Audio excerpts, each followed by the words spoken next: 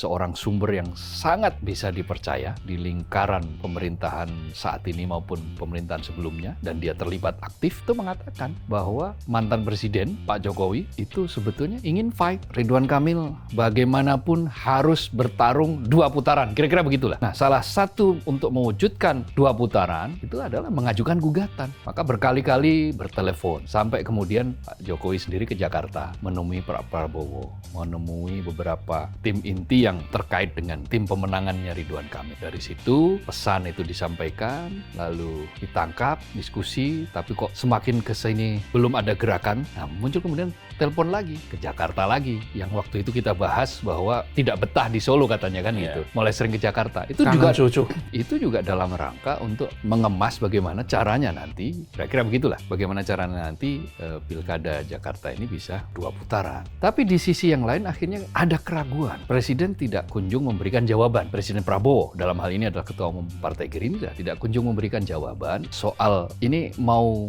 lanjut ke Mahkamah Konstitusi atau selesai di sini saja. Ya, karena mungkin fakta-faktanya juga tidak terlalu kuat. Lalu ada sumber di lingkaran Presiden, di lingkaran Gerindra, itu menyatakan begini, munculkan waktu itu ledakan kasus Suriah ya, ketika rezim Bashar al-Assad tiba-tiba digulingkan hanya dalam hitungan jam kan. Ada indikasi bahwa proses penggulingan itu dilakukan oleh pihak-pihak yang terkait dengan CIA di Amerika Serikat. Nah, apa hubungannya dengan Ridwan Kamil? Karena apa hubungannya dengan Jakarta? Ada yang membisikkan katanya bahwa kalau sampai terjadi 2 putaran di DKI, maka ini potensial untuk disuriahkan. Kira-kira begitu loh.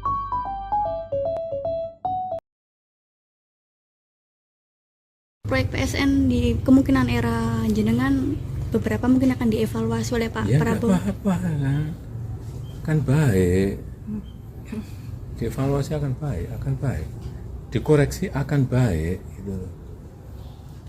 Termasuk kalau untuk Belum tentu yang kita putuskan itu betul 100% kan, bisa dikoreksi, bisa dievaluasi, saya kira akan bagus. Bangun tidur, lihat ya kayak semacam info lah ya. Ternyata King nggak ngajuin permohonan di MK. Ya mungkin lihat video gua kemarin kali sadar ya nggak. Tahu sendiri kan, pengacara yang begini-begini kan anjarinya ini mahal ya nggak. Duit udah habis kampanye kemarin ya nggak, mendingan buat modal dagang warmindo. Bagus dah ya nggak, jadi kagak jadi damai kita udah. Emang kalau ya kalah aja gitu loh, terima kenyataan gitu bahwa masyarakat Jakarta memang belum memilih Anda gitu loh. Soalnya juga kan jauh juga dari 5007 ke 39, buset ya jauh gitu. Bagus dah kalau sadar ya nggak. Makasih, pemilu damai. Assalamualaikum. Kalau money politics dan lain sebagainya, justru Ridho lebih banyak money politicsnya. Lalu apa? Kan walaupun marginnya tipis susah juga, kecuali tadi menodong dalam tanda kutip kepala hakim-hakim MK agar kemudian permohonan dikabulkan. Jadi destabilisasi politik juga menjadi pertimbangan kalau menurut saya. Nah yang ketiga, Sobat Era sekalian, ya, saya melihat bahwa ketika media-media termasuk Bocor Alus Tempo memberitakan soal pertemuan Jokowi Prabowo dan salah satunya adalah bagaimana mengupayakan putaran kedua di DKI dan lain sebagainya, eskalasi kan mulai tinggi. Dan saya kira itu menjadi pertimbangan juga untuk akhirnya tidak mengajukan. Jangan lupa, tim Ridho mengatakan persiapannya sudah 97%. Pernah juga bertemu dengan saya melalui talk show di CNN Indonesia. Dan mereka siap-siap mengajukan, sudah konsultasi dan lain sebagainya. Jadi kehendak atau upaya untuk mengajukan itu bukan tidak ada, sudah ada. Tapi detik-detik terakhir kemudian kelihatannya diputuskan untuk tidak maju. Ya, detik-detik terakhir diputuskan untuk tidak maju. Makanya P3 mengatakan heran, kok bisa begitu ya.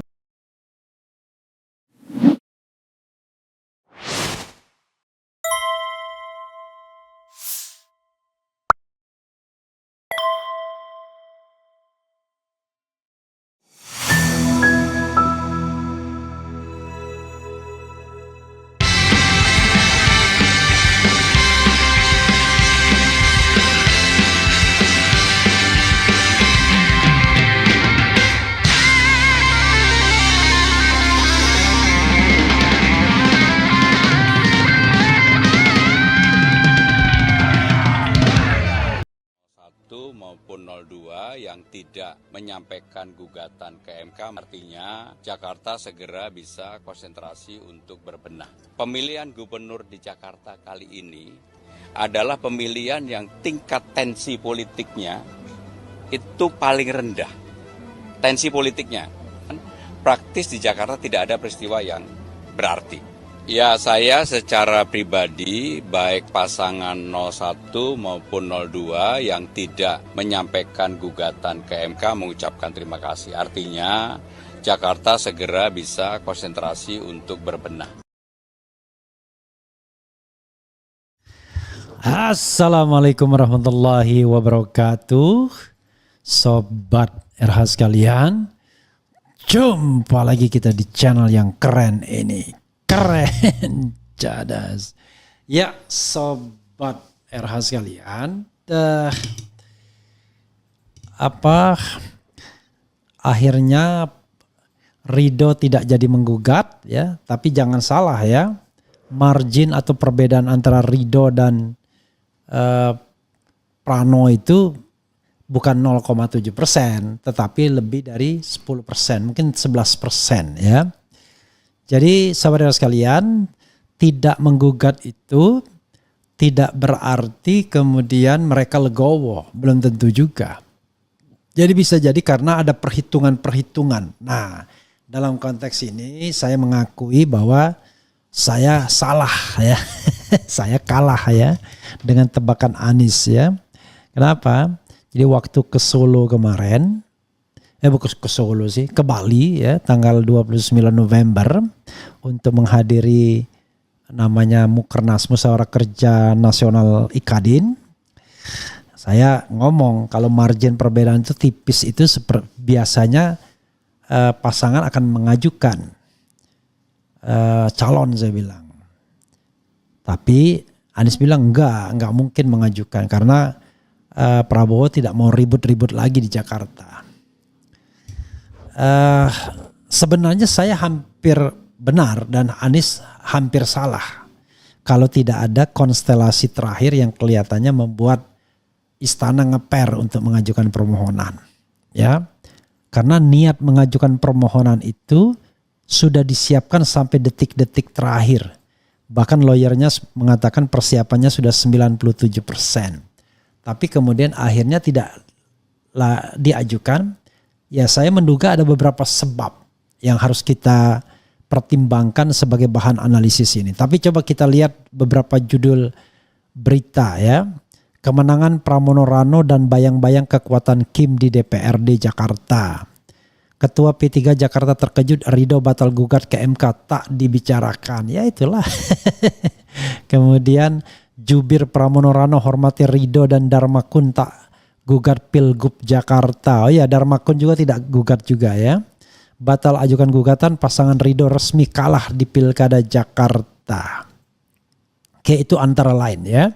Dan kita tadi juga sudah mendengarkan Pramono.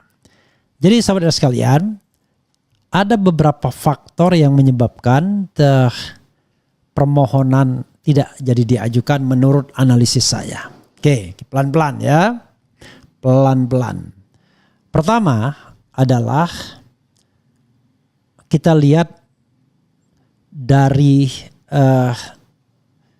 sudut jarak ya, jarak angkanya. Memang kalau 50% satu plus satunya kan 0,7% saja. Dikurangi 0,7%, suara Prano menjadi 50% atau kurang, maka akan ada putaran kedua. Tapi jangan lupa bro, margin perbedaan itu sampai 10% lebarnya. Ya, maka analisisnya adalah seandainya tingkat partisipasi yang 40% itu bisa digenjot, maka kemenangan Pramono Rano itu justru akan makin tebal. Kenapa?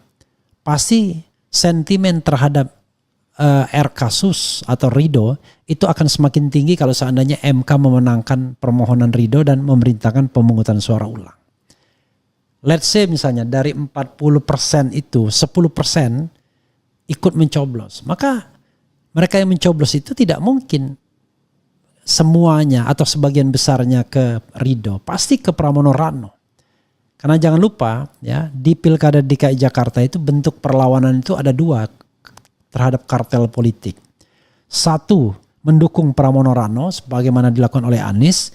Kedua, golput ya, tidak memilih. Ya walaupun kemudian orang mengatakan tidak memilih itu kan merugikan Pramono Rano. Enggak juga. Karena sebenarnya itu ekspresi perlawanan juga sesungguhnya. Ya. Jadi kalau seandainya mau diulang, itu marginnya tinggi, makin tinggi. Jadi tidak ada hopeless kalau mengandalkan sebuah election yang katakanlah yang benar ya. Kecuali tadi at all cost harus menang di Jakarta dengan menggerakkan parcok, menggerakkan semua kekuatan. Nah kalau itu terjadi, bisa jadi kemudian eskalasi akan semakin tinggi dan ini akan sangat tidak menguntungkan pemerintahan Prabowo ya.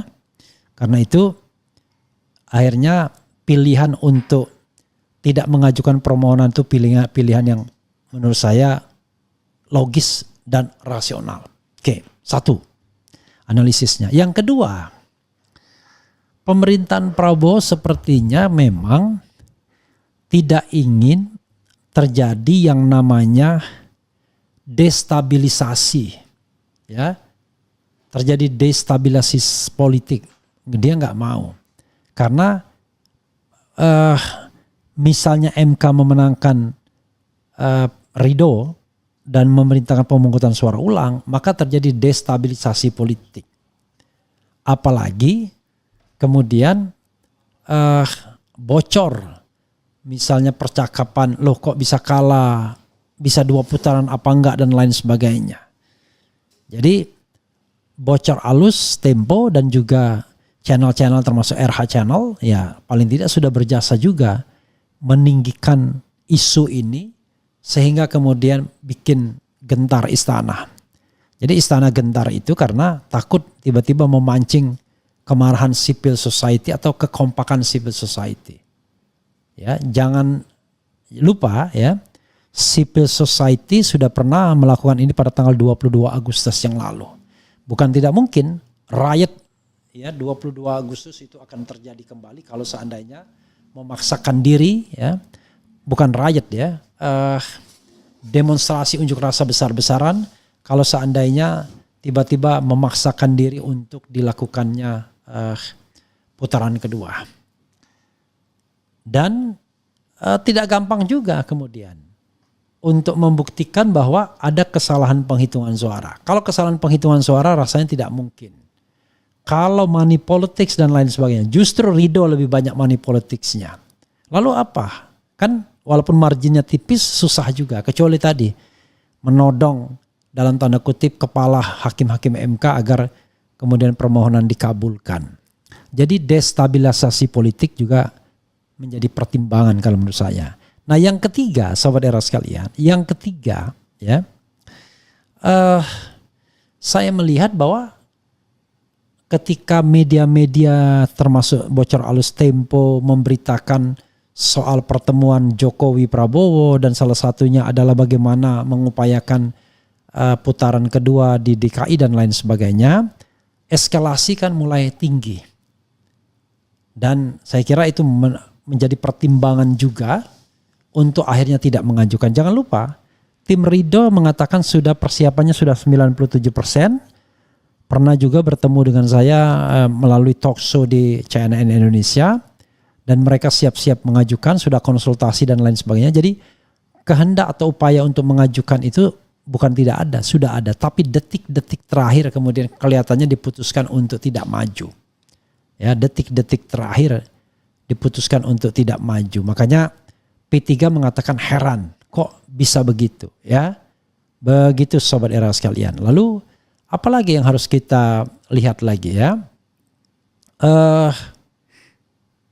Yang harus kita lihat lagi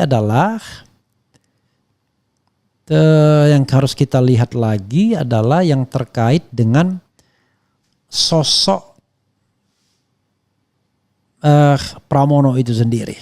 Ya, saya dari awal mengatakan Pramono ini orang yang kanan kiri oke, atas bawah oke. Bukan berarti dalam pengertian pragmatis, karena dia tidak punya sejarah berhadapan dengan banyak pihak. Dia bukan center of excellence, ya. Dia bukan orang dalam gravitasi Jokowi. Peran dia tidak lebih signifikan dibandingkan misalnya Pratikno yang jauh lebih dipercaya. Pramono menjalankan peran in between, jembatan antara Megawati dan Jokowi.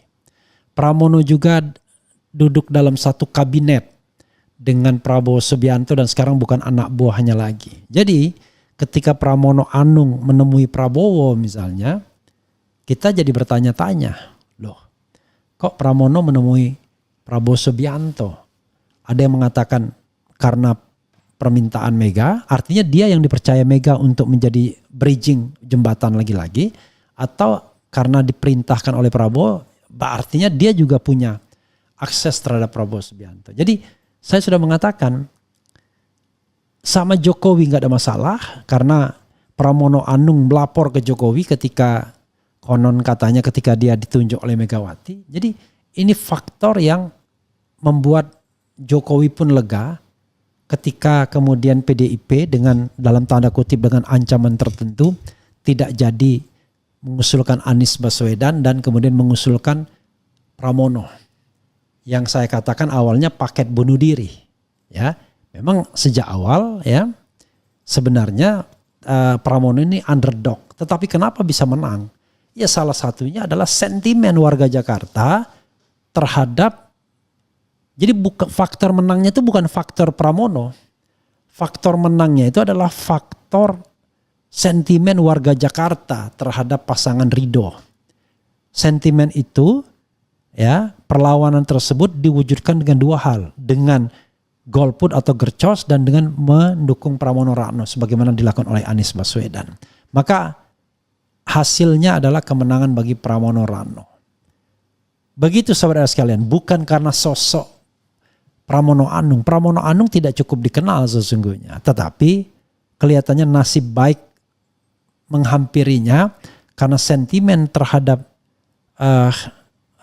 Ridwan Kamil serta Suswono tinggi sehingga kemudian mereka jadi kalah dari optimisme yang semula pengen menang ternyata pasti menang, ternyata mereka akhirnya kalah, ya.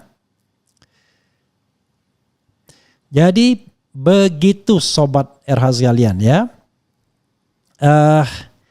Itu yang saya lihat, ya.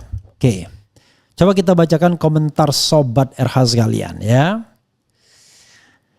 Rakyat siap tumbangkan partai yang dipilih ataupun di-endorse Mulyono. Kalau selisih 10% sangat sulit mau dicurangi. Jika 3% selisih bakal dijadikan 2 putaran. Ya itu juga, ya. Piye kabare Bang Dian Sastro, ya. Mudah-mudahan Dian Sastro sungguhan. Kalau Dian Sastro sungguhan luar biasa, ya. Kemudian oke, apa lagi, ya? Kemenangan Prano adalah hukuman bagi PKS karena tidak mendukung Pak Anies. Salah satunya, ya. Kemudian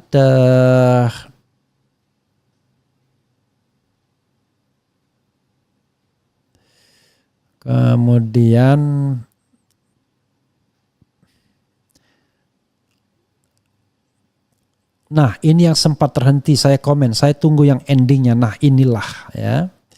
Jadi ngeri-ngeri sedap kalau ada yang kangen-kangenan. Bang, undang podcast Syahganda yang getol mendukung Prabowo. Kami ingin tahu sampai mana kelanjutan paguyuban tapol-napol yang katanya akan diberikan rehabilitasi oleh Prabowo atau hanya omon-omon. Ya nantilah, ya. Kita undang, ya. Dengan terpilihnya Pramono Rano, semoga semua masalah di Jakarta akan terselesaikan. Contohnya warga Kampung Bayam dan lain-lain. Semoga warga Jakarta bahagia, ya. Sebelum kalian kemudian kecewa, ya. Sekarang mudah-mudahan kalian bisa menikmati kebahagiaan itu. Menurut feeling saya Pak Anies Presiden Indonesia 2029, insya Allah apapun strategi si Mulyono dia dan lain tak akan mempan walaupun walaupun itu si Ibu Mega atau Prabowo. Oke.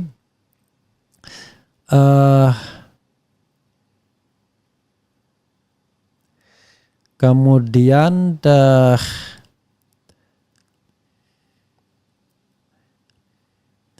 Sekjen Gerindra yang ketua MPR sudah ngomong kalau tidak mau dukung gugatan ke MK. Jadi siapa partai yang dukung, Pupus sudah ridho dan tidak pede mau gugat ke mahkamah, menyerahlah. Tapi Bang, titipan Pak Mul cuma di Jakarta yang gak masuk. Terus kalau cuma kemenangan di satu titik, kenapa harus terlalu diglorifikasi? Begini sobat daerah sekalian, justru kita bangga karena dia menang di wilayah yang penduduknya rasional. Penduduknya lebih melek politik, yang lebih educated. Artinya apa? Kalau rakyat Indonesia cerdas dan pintar, pasti dia tidak akan pilih Mulyono atau yang di-endorse Mulyono. Itu maknanya ya.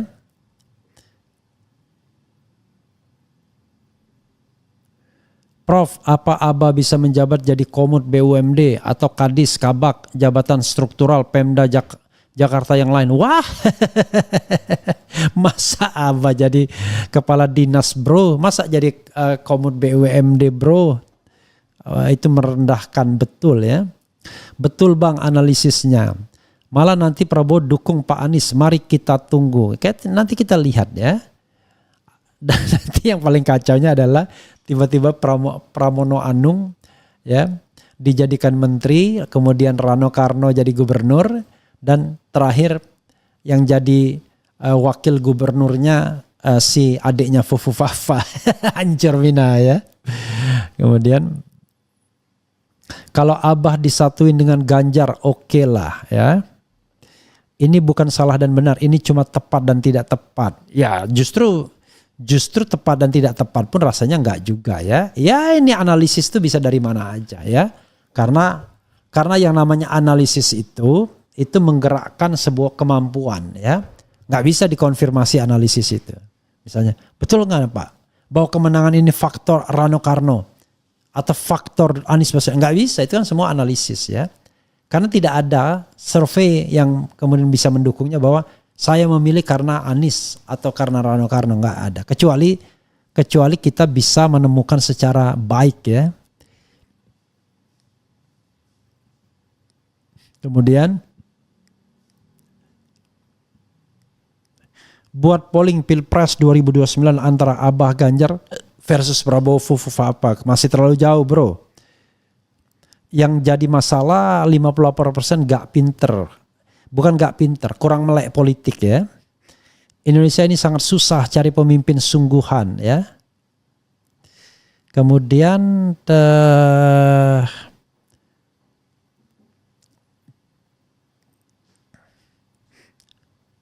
ada yang mau adu domba nih ya. Kemudian kami yakin, SE yakin 2000 Anies pasti akan menjadi presiden ya. Ini bukan soal keyakinan ya. Ini soal apakah memang masih ada peluang atau tidak. Jadi saudara sekalian, sekali lagi ya, congratulations ya saya ucapkan kepada Anies Baswedan yang sudah menjatuhkan pilihan kepada Pramono Rano dan itu signifikan memenangkan Pramono Rano. Congratulations kepada siapapun yang mendukung Pramono Rano, tapi tolong ya, good governance dan clean government ditegakkan ya. Good governance dan clean government ditegakkan ya. Jangan Anda bagi-bagi kekuasaan atau bagi-bagi kue kekuasaan atau Anda menagih ya karena Anda menjadi tim sukses tiba-tiba tagihannya adalah jabatan dan lain sebagainya ya. Kalau Anda relawan yang ikhlas ya sudahlah ya. Kalau jabatan itu mampir ke Anda dan memang Anda merasa cocok, Anda merasa punya kemampuan silahkan. Tapi kalau Anda kemudian tidak akan komit ya, hanya akan mencari tambahan dan lain sebagainya, jangan begitu ya. Itu saja. Wassalamualaikum warahmatullahi wabarakatuh. Keren, cadas, cia.